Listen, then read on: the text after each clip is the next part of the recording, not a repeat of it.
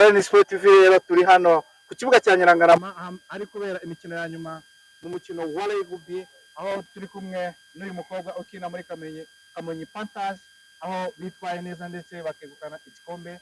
Ese amazina yawe witwa nde? Mazina ni Clemence Tumusabe. Ukinira ekipe? Kamonyi Panthers Women Rugby FC. Aha, so rero mumaze kwegukana igikombe hano, ese uriyumva gute? Cyane by'agaciro cyane, nishema kuri njye na bagenzi banjye ko nyine ni ibintu twakoresheje imbaraga zidasanzwe, gusa nyine nubwo bitaje kugenda neza ngo tube twagera hino, gusa n'ibi ngibi turabishima, Imana yabikoze. Okay, nibyo mumaze kwegukana igikombe cya rugby mu bakobwa. Ese abari n'abategarugori mu Rwanda cyangwa se muri rusange, umwana w'umukobwa niki wamubwira witinya mu gukina umukino wa rugby? Ikintu nabwira abana b'abakobwa bakitinya mu mukino wa rugby, cyane cyane ko babona ari umukino ukoresha imbaraga cyane.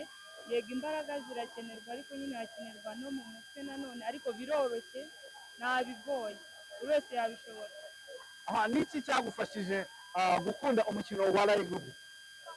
Ikintu cyamfashije, ababyeyi banjye baramotivaga, coach najya mu myitozo akambwira ko bigenda, numva ko nyine nta gihindutse nzagumya gukina, arenda ngera aho ngera, ntabwo ndagira aho ngera, ndacyari hasi cyane. Okay, so nibyo nk'umuntu w'umukobwa uri gukina umukino wa rugby, ese nk'abakobwa bakitinya niki wababwira?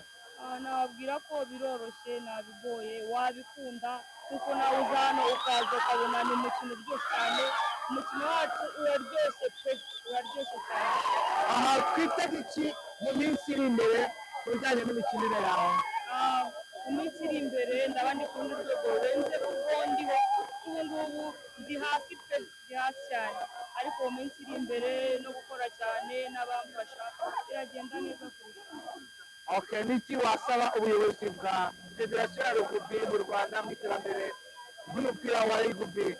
Niki ibihe byifuzo waba? Icya mbere support irakenewe cyane, kuko hari amakipe ava kure ugasanga rimwe na rimwe tugiye gukina atarahagera, ugasanga batanze faufe kandi bitari ngombwa, bitewe n'uko babahaye amatike bakererewe. Ariko nyine icyo kibazo kirahari, ko bakwiye kuba bakirebaho bakagira icyo bagikoraho. Okay, turangije rero tubashimira uburyo mwitwayemo hano, mubaye kipe yatwaye igikombe ku rwego rw'igihugu. So nka Clarine Sport TV rero twari duhari kugira ngo tuje kubigeza ku banyarwanda, turabifuriza intsinzi no kuryoherwa nayo nk'uko mumaze kubigaragaza hano. Clarine Sport TV rero komeze nakagaruka mukoreshe mukore subscribe, tukomeze tubane, tugiye gukurikirana umukino urimo w'abakuru nk'abaseniyoro, niyo makipe abiri ahangana mu gihugu cy'u Rwanda, ibiza kuvamo nabyo muraza kuba mubikurikira online. Thank you.